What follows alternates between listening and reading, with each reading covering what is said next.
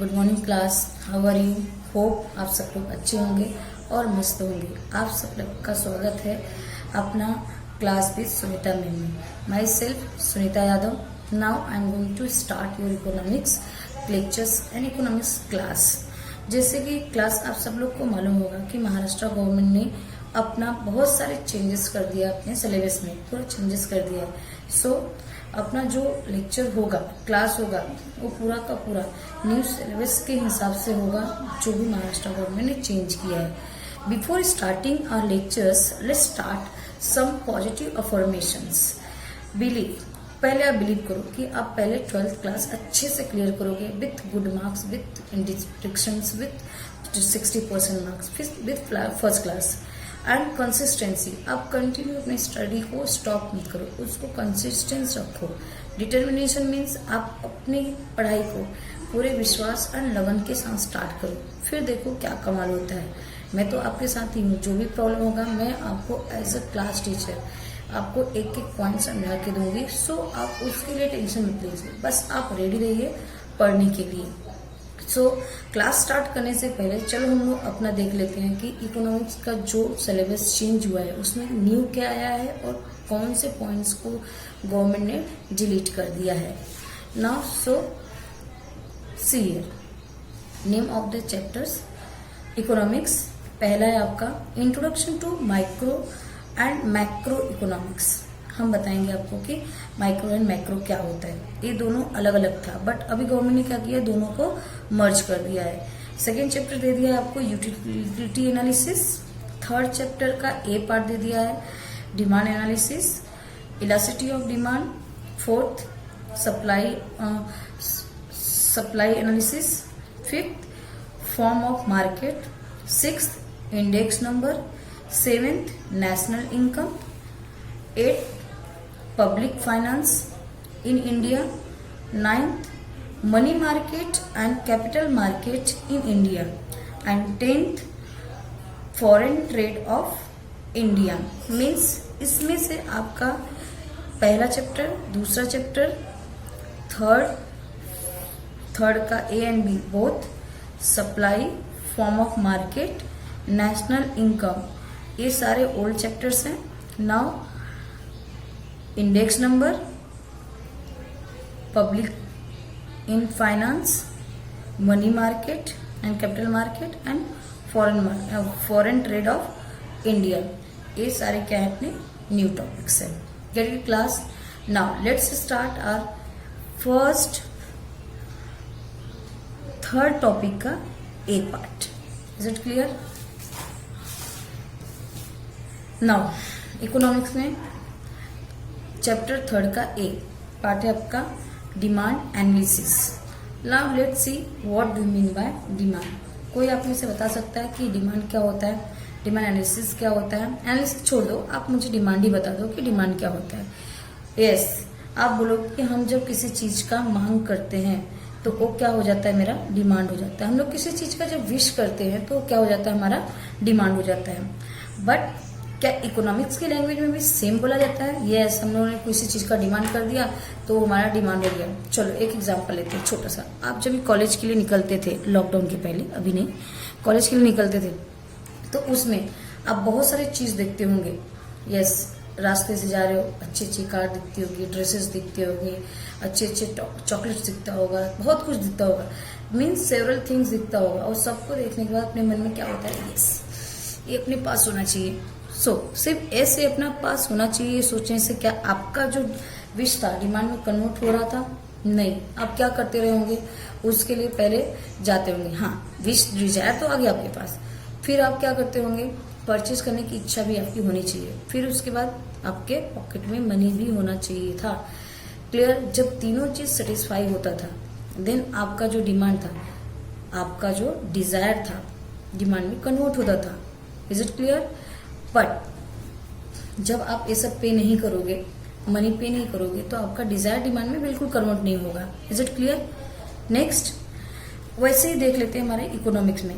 In ordinary language demand means a desire means an urge to have something but backed by, means पहले का तो ordinary language में demand means क्या होता था, किसी चीज का डिजायर करना, किसी चीज का अर्ज करना, किसी चीज का विश करना, हम लोग उसी को डिमांड समझते थे। बट जब हम लोग ये चैप्टर पढ़ के जाएंगे अपना डिमांड एनालिसिस का, अपना डिमांड का जो पॉइंट ऑफ व्यू होगा बिल्कुल आपका चेंज हो जाएगा। क्लियर? फर्स्ट तो एक्चुअल में डिमांड क्या होता है? Demand is equal to desire, willingness to purchase plus ability to pay. Means first आपके पास डिजायर होना चाहिए, yes, I want to purchase this goods and services.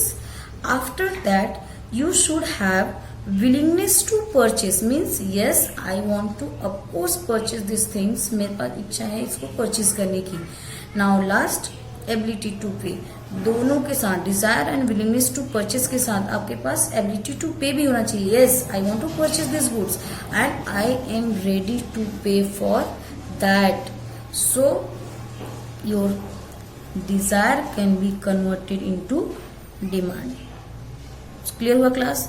Now हम लोग 3 एग्जाम्पल के साथ इसको समझते हैं कि अपना डिजायर डिमांड में कभी कन्वर्ट होता है। पहला देखते हैं poor person. Poor person suppose की विश कर रहा है कि मेरे पास क्या होना चाहिए, BMW कार होना चाहिए, ये उसका क्या है, डिजायर है। And he also ready to, इसके पास विलिंगनेस टू परचेज भी है, विलिंगनेस टू परचेज भी, यस मैं परचेज करूंगा। But he don't have ability to pay, इसके पास क्या नहीं है, एबिलिटी टू पे नहीं है। सो हिज और her desire can not be converted into demand. Get it? Now next, miser person. Who is miser person? Miser person means कंजूस person, जो हमेशा अपने पैसे निकालने में आनाकानी करता रहता है, किसी भी चीज से पैसे निकालने के लिए ट्राई नहीं करता है और निकालना भी नहीं चाहता। That is called माइजर person. So माइजर person के केस में क्या होता है, सपोज वो किसी चीज का डिमांड कर रहा है, मीन्स उसके पास डिजायर है, डिजायर है प्लस एबिलिटी टू पे भी है, ही हैव एबिलिटी टू पे।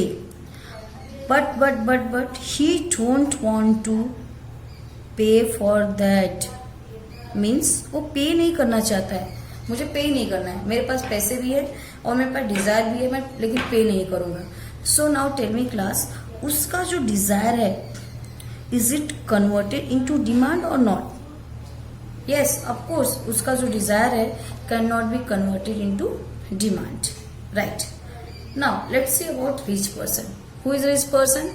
Rich person means who have abundance of money, who बहुत सारे पैसे हैं। चलो मैं BMW कार का एग्जांपल लिया है तो हम लोग को बहुत सारे पैसे वाला ही चाहिए एग्जांपल में। लेट्स रिच पर्सन, उसके पास डिजायर है, yes I want to purchase this car, desire तो है, चलो एक कंडीशन अपना सेटिस्फाई हुआ। नेक्स्ट, विलिंगनेस टू परचेज भी है, विलिंगनेस टू परचेज भी है, yes I want to purchase this car and he is rich person and he is ready to pay for that car, means he have also ability to pay, ability to pay भी है। So in case of a rich person, his or her desire can be converted into demand. Is it class? Is it clear everyone? आपको समझ में आया meaning क्या होता है demand का?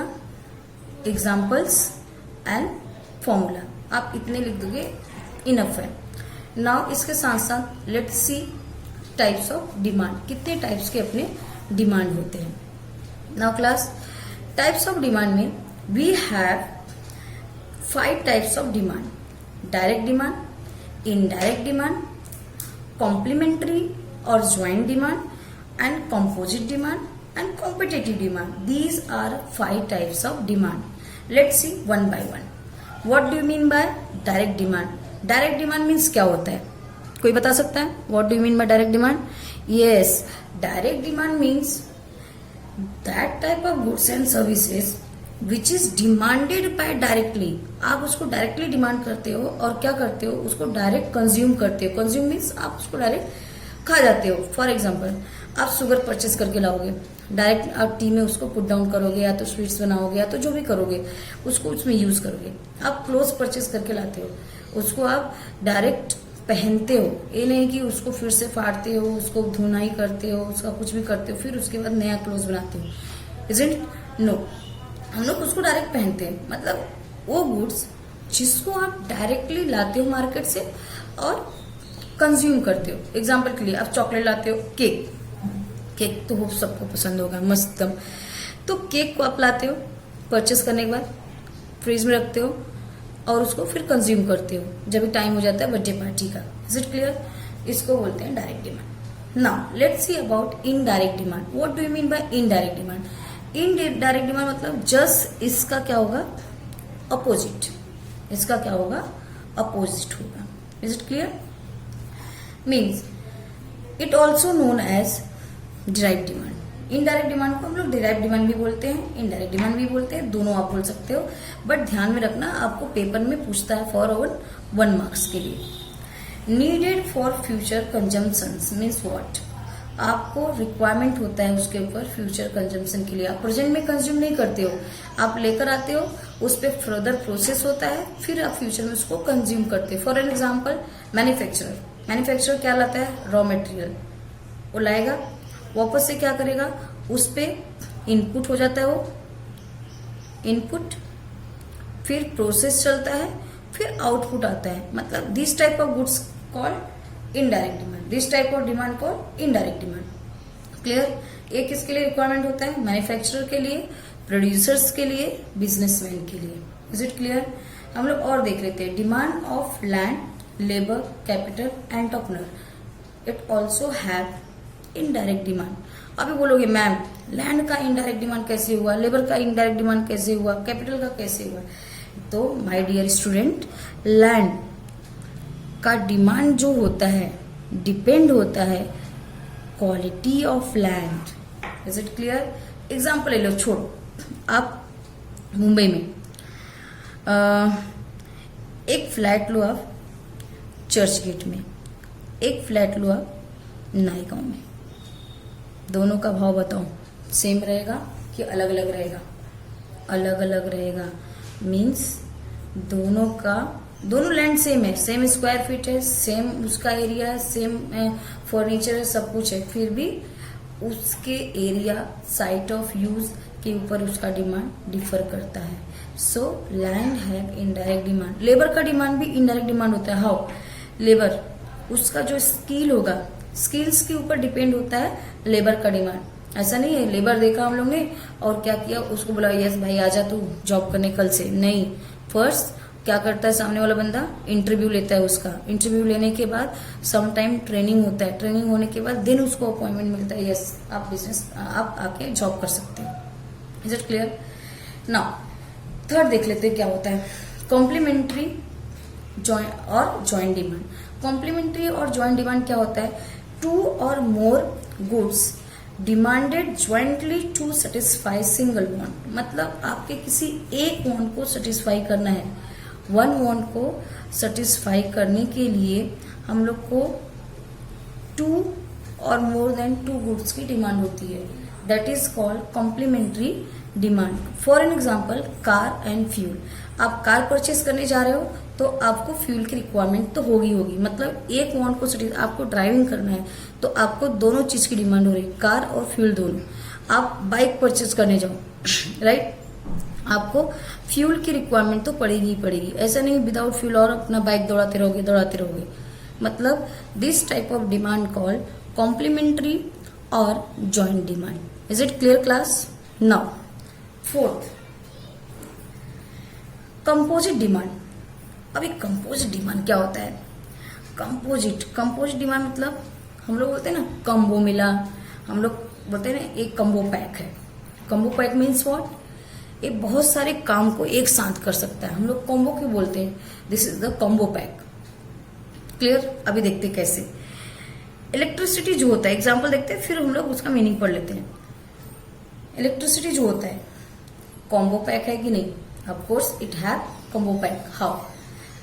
इलेक्ट्रिसिटी से लाइट चलेगा, इलेक्ट्रिसिटी से फैन चलेगा, इलेक्ट्रिसिटी से आपका फ्रिज चलेगा, इलेक्ट्रिसिटी से आपका मीन्स कूलर भी चलेगा, इलेक्ट्रिसिटी से आपका टीवी भी चलेगा, इलेक्ट्रिसिटी से मतलब सेवरल कॉम्बो पैक है आपका। Through electricity you can satisfy several want at a same time. Now एक और ले लो, वाटर, जिसके बिना हम लोग रह ही नहीं सकते। अब बताओ वाटर का आप कैसे पीने के लिए यूज करते हो कि और कुछ के लिए? नो, हम लोग ड्रिंकिंग फैसिलिटी के लिए यूज करते हैं। सेकेंड और किसके लिए यूज करते हैं? बताओ बताओ, एक एक दो आप बताओ। यस, हम लोग वॉशिंग क्लोथ्स के लिए यूज करते हैं, और हम लोग प्लांट में डालने के लिए भी उसको यूज करते हैं। देन हम लोग इरिगेशन मीन्स एग्रीकल्चर फैसिलिटी के लिए भी हम लोग अपना क्या करते हैं, उसको यूज करते हैं एग्रीकल्चर में। और नेक्स्ट मीन्स आप अपने साइड से बहुत सारे एग्जांपल्स में ऐड कर सकते हो। Means let's see, demand for a commodity which can be put to several uses.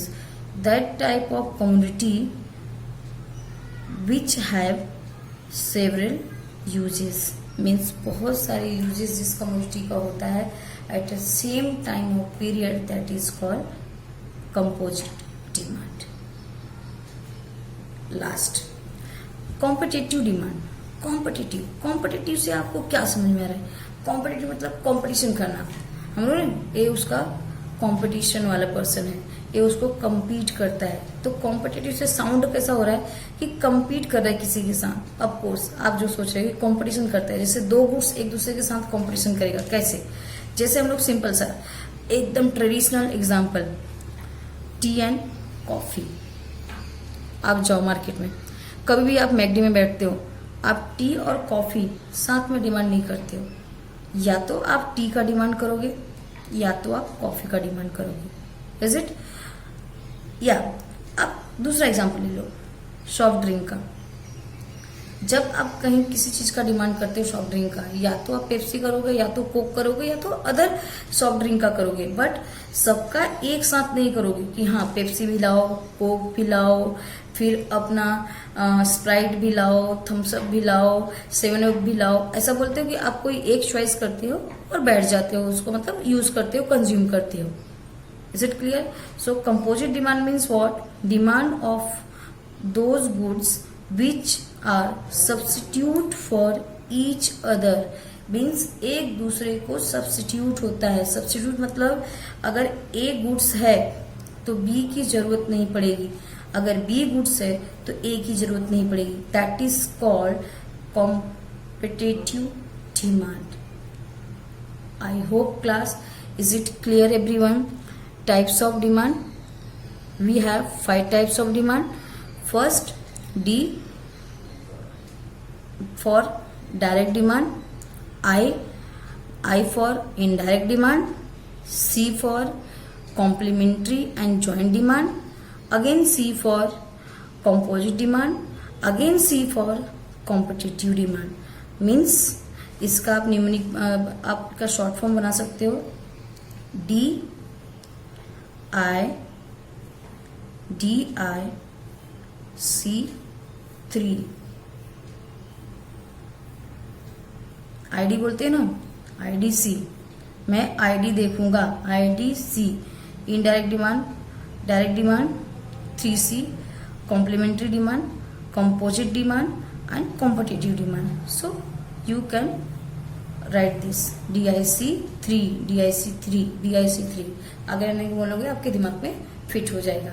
I hope class आपको ये सेशन अच्छा लगा होगा।